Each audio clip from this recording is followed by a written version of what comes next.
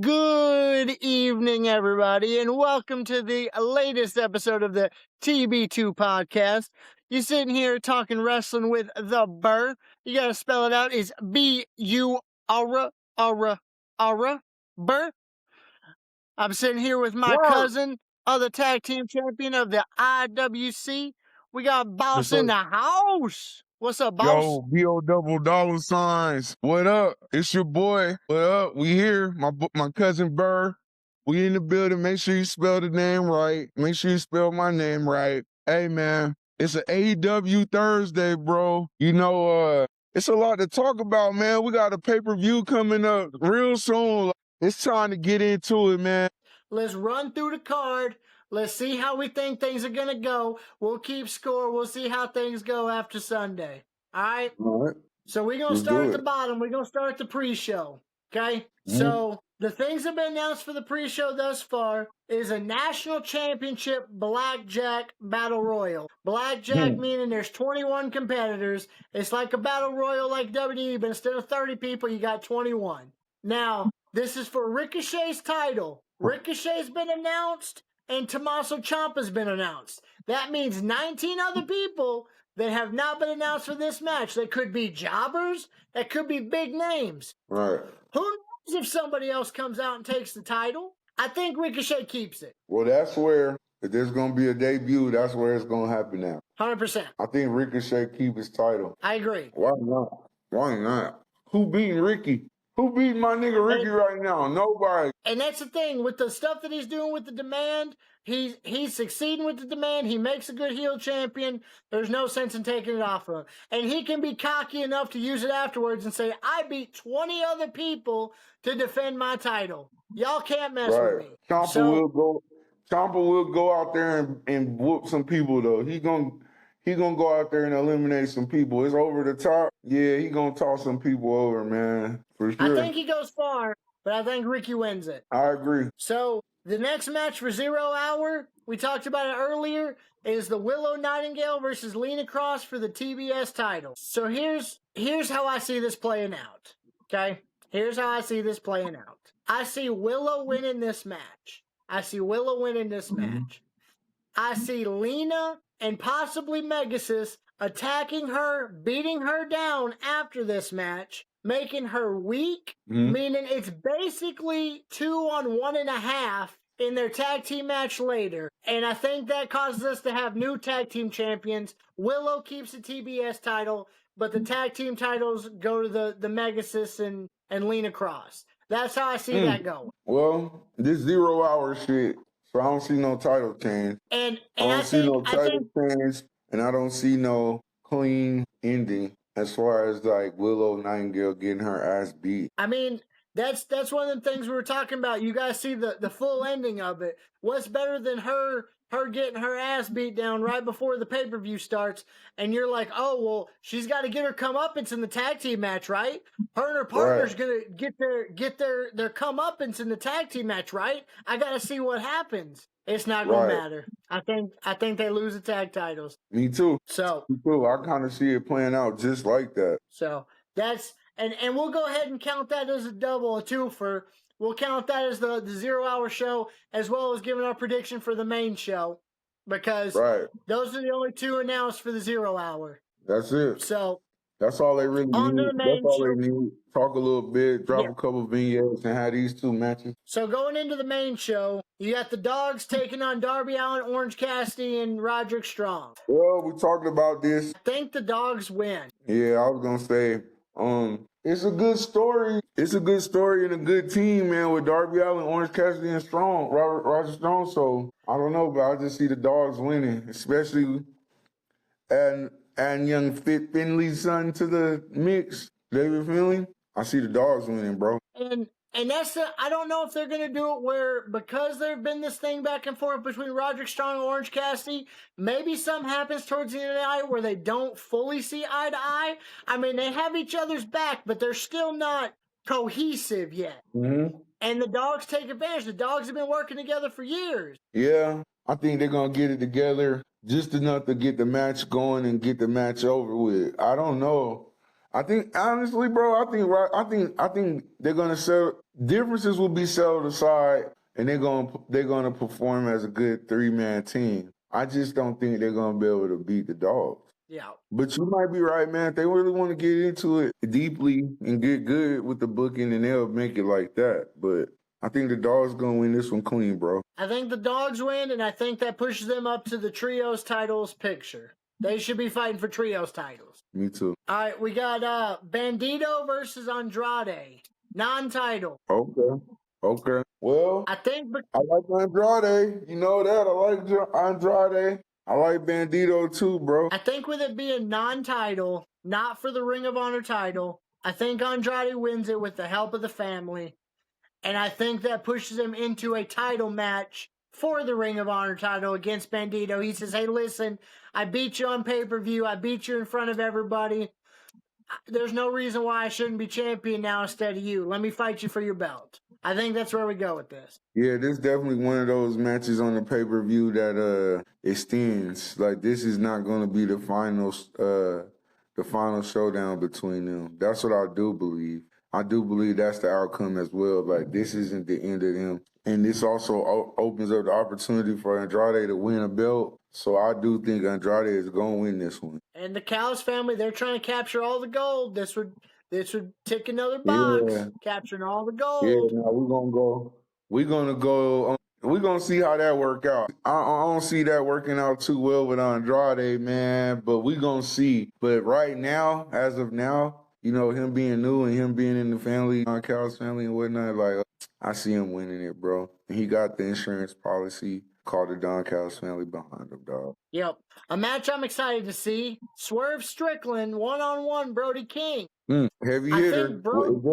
Is there any special stipulations to this match or anything? I think this is just a singles match. I think this is just a singles match, which is why I think for this specific match, I think Brody King wins. Yeah. But I don't think the feud is over. What kind of match is this? All right, what kind of stipulations or not stipulations we got? Because, okay, in AEW regular rules, you can't just smack somebody with some shit, right? Right. All right, yeah, then, yeah, Brody King might, no, he ain't gonna squash him. I don't think Swerve gonna get squashed, but I think Swerve gonna apply pressure early to the match. I think he gonna start out the match, and I think Brody gonna come out on top. I think it's gonna be one of them things. I think it's gonna be back and forth, and I think Swerve definitely gonna have people on the edge of the seats with it, because he's gonna press the tempo of the match first. But I think Brody King will win. With this having to deal with the chain and stuff like that, and all this ruthlessness that they're going back and forth, there's only two ways that they go about this. Unless on Collision, they turn it into a no DQ. But either Brody wins outright and Swerve continues to attack him and they have another match later, or this match ends in a no contest. It ends with Swerve hitting him with the chain, ends with Swerve hitting him with the chair, ends with them fighting outside into the crowd to a double count out. And then, because they couldn't finish it in the ring like that, we get a no DQ, false count anywhere, whatever match later on. I think this feud extends. I don't think this is the end of it. Well, unless a collision, Strickland's been wrestling lately, he has been desperate. He has been thirsty. He has been balls to the wall. So there's no telling what he's gonna do when Brody King starts to take over the match. Yeah. So at the end of the day, Brody King broke the chains though. You know, he broke the chains already. So that's why I could see it being a clean victory. But with the desperation of how, like I said, I see Swerve definitely pushing the pace and definitely starting it off with some shit. Yeah. I think this feud extends. I think there's a chance we have a no contest. If we have to have a winner, I think Brody wins it here, and Swerve gets the next one where they're no holds barred, lights out, death match, whatever. I mean, I would hate for them to waste that on a random show, though. You know, I would hate for them to do this. Like, this is where you got to do on Dynamite and Collision. That's what you got those for, to kind of like do that at these moments. You know, like, why the hell do you want to keep booking it out at your pay-per-view? But okay, I think it's going to be a good match, and it's going to be crazy. We got Brody King versus fucking Swerve. Yeah, it's Brody King versus fucking Swerve Strickland.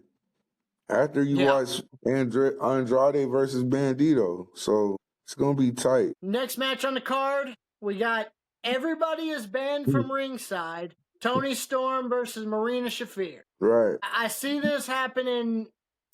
I'm torn on this. I'm torn on this because I think Marina is hurt by the fact that the Death Riders are not allowed to be in there, right? I think she's hurt by that. Now, I could see this moment if any of those women I listed off make their debut and want to attack somebody and decide to attack Toni Storm, this is the moment, or attack anybody, this is the moment I think it happens. I think Marina needs a little something, but I think she ends up mother's milking Toni Storm. Toni Storm doesn't tap out. She passes out. She gets the babyface part of, well, you didn't give up. Your body gave out. And also you were attacked by X amount of person. I think Marina wins this here. It's banned from ringside. Better not nobody come out there. If they come out there, I'm calling Cash Patel and the FBI to handle that shit because they're breaking the law. I gotta disagree with you and go all the way with my girl Toni Storm, man. Toni Storm will win this shit. No Death Rider, no interference. Hey, it's balls to the ball, Marina. What you made of? We know what Toni Storm made of. So no excuses, girl. No excuses. Get out there and do what you can. But will Toni Storm take some shit? Yeah, because she been getting her ass whooped on. So, yeah, I think she's going to take a little bit of punishment. But I got Toni Storm winning this one easy. Easy call from the boss. Toni Storm. No thought. No thought at it. We're going to see. We're going to see how that plays out. Trios Championship match. Mm-hmm. Okada, Kyle Fletcher, and Mark Davis taking on Jet Speed and their newest partner, Mystico. Yeah, what was that? That's an add-on? Yeah. Yeah, man, so you know who I got winning this one. Yep. You know who I got winning this one. Too easy to call, man. Yep. Too easy to call. Yeah, the Callis family's walking away with it. Too easy to call this one, brother. Yeah, I think we agree. AEW World's Championship, or World Women's Championship. Tekla versus Chris Statlander. Now, as of this moment right now, it's just a singles match. Chris challenged her to 2 out of 3 falls. Tekla said no, but there's a chance this changes going into it. I don't think it does. I think because of how stacked the card is, this stays a singles match. Maybe they go 2 out of 3 falls this next time if this feud continues. But as a singles match starting right now, who you got? Man, I don't like the Cody Rhodes shit. You're on Chris Statlander. Like, you want 2 out of 3. What if she beats your ass 2 out of 3? Then you can't say nothing. So you might as well just take what you can get. Don't bark up the wrong tree. I like Chris Statlander, though, even though I just criticized the fuck out of her. She's AEW OG. AEW OG, man. But, I mean, you know, Tekla's the future. So it's hard for me to call, man. This one is hard for me to call. It's like personal feelings against what I've been seeing lately in different things. So I don't know, man. I think if I got to pick somebody, because I do got to pick somebody, I think Tekla going to win this one, bro. Do I want her to win this one? No. But if I got to pick somebody, man, right now from what I'm seeing is the momentum, I'm thinking Tekla, man. I want Chris to win. I want Chris to win. Me too. But do I think she's going to win? I don't think so. I think Tekla's got her little toxic minions that are going to rear their ugly heads and come in, and they're going to cause Tekla to win this match. I think so, bro. I think that's how it plays out. Me too, bro. All right, couple left. We got Jon Moxley and Takeshita in a no time limit match. No time limit. Doesn't say that it's time limit.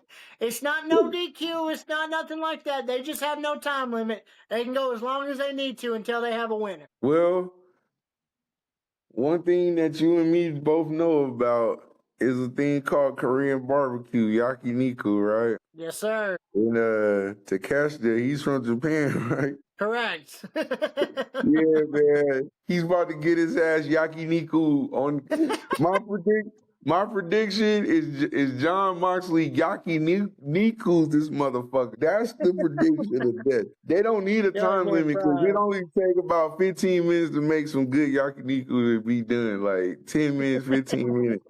So he's gonna get his ass yakiniku 15 minutes or less. Sorry for that, man. God, please.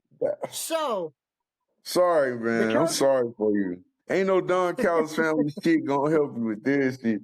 This the wrong time to be feeling soft about it too, brother.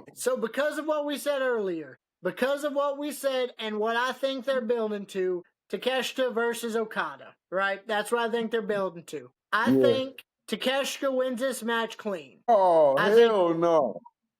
I think after the match, he shakes hands with John Moxley because they had such a good match, and that pisses off everybody in the Don Callis family. Oh, then they come right. And so then John Moxley don't turn him into yakiniku. The Don Callis family turn him into yakiniku.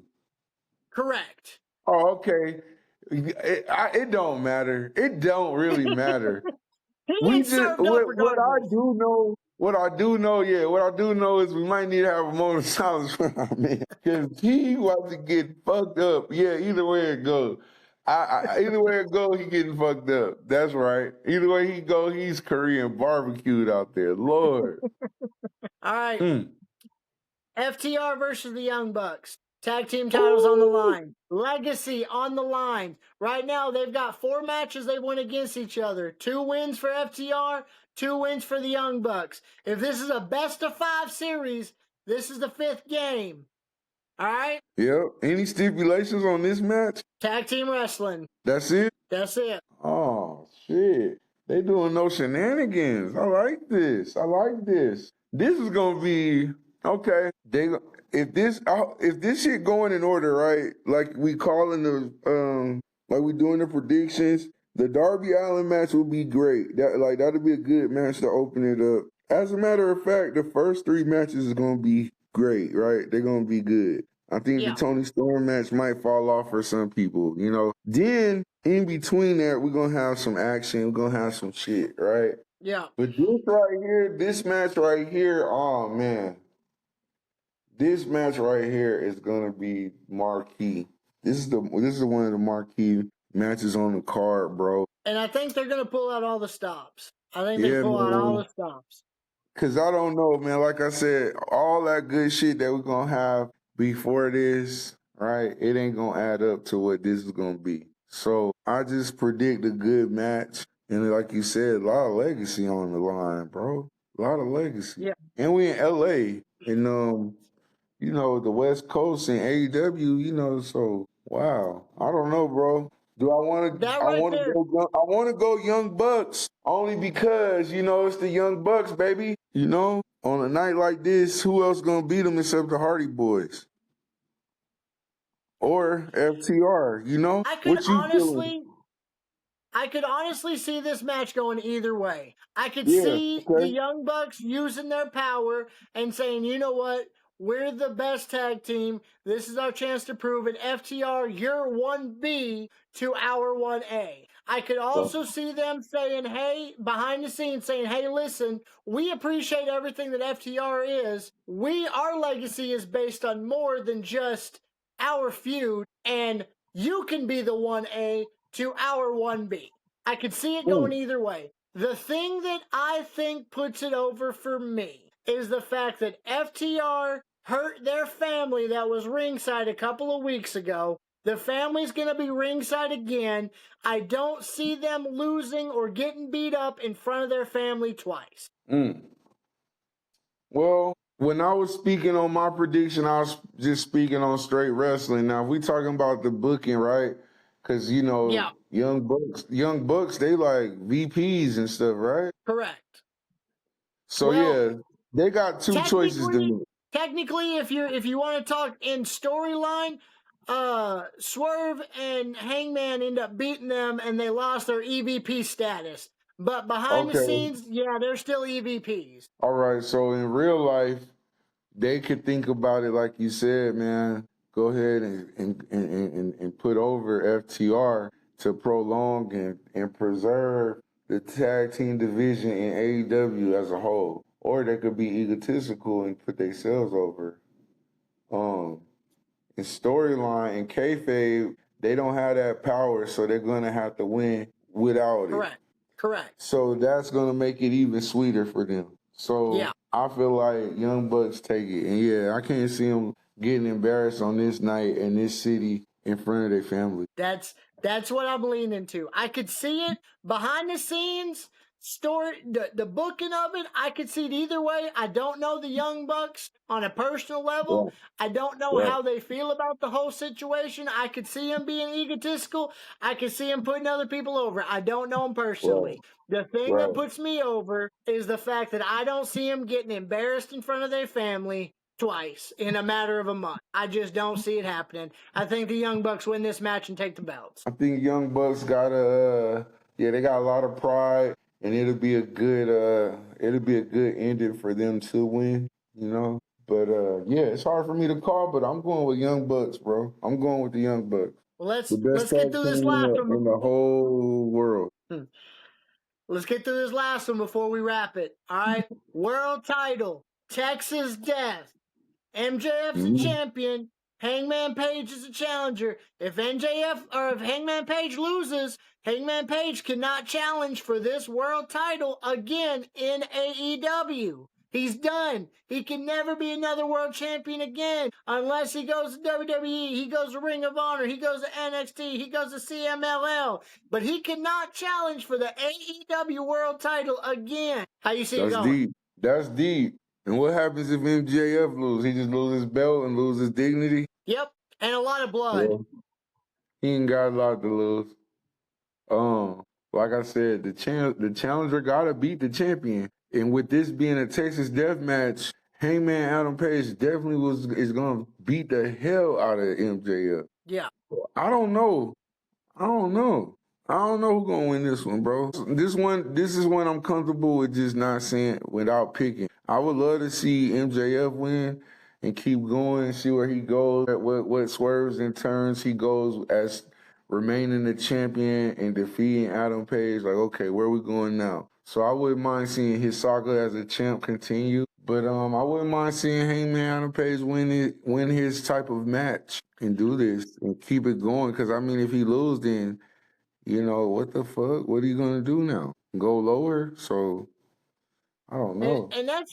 And that's what throws me off about it too, because the last time they did this, and we've talked about this before, it was Cody Rhodes who used this stipulation, and he lost the match and could not challenge for that title again, and he stuck by it. He stuck by the stipulation. He never challenged for that world title again. With MJF being the shit heel that he is, the 9 times out of 10, 99 times out of 100, he cheats to win, and it's very, very hard to cheat in a Texas death match. He gonna do something though. He gonna go lower than low. And he gonna have the whole crowd booing like a motherfucker. Yeah, MJF, I got him. I'm gonna pick MJF because we all know that Hangman ain't gonna go to WWE. So CM Punk's there. Yeah, he ain't going there. And Danhausen and everybody else is getting real comfortable over there. So I don't see this having him transition over there.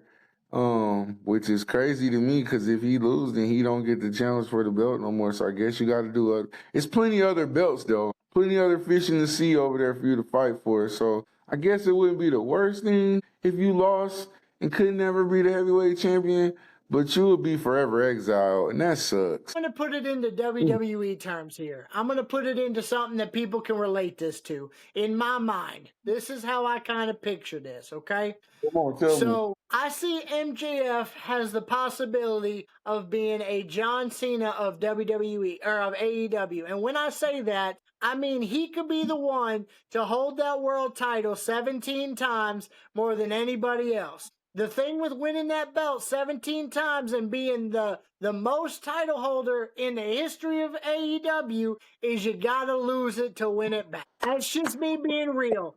And And I also see the way that Hangman Page is built up, you're looking at somebody like the equivalent to a Randy Orton saying, hey, if I lose, I'll never challenge for the belt again. That ain't happening. So, right, exactly. That sucks. So, in my mind, Hangman has to win this match. New champion. Oh, we'll see. We'll see. But you're right about that. Like I said about Obafemi, hey, sometimes if you lose good enough, you still win. And sometimes, every loss is not the worst. So you're right when it comes to MJF. Like, that might not, this ain't the end. Like, you don't got much to lose except some of your blood, brother, and your belt that you could get back one day. Yeah. MJF's a great heel champion.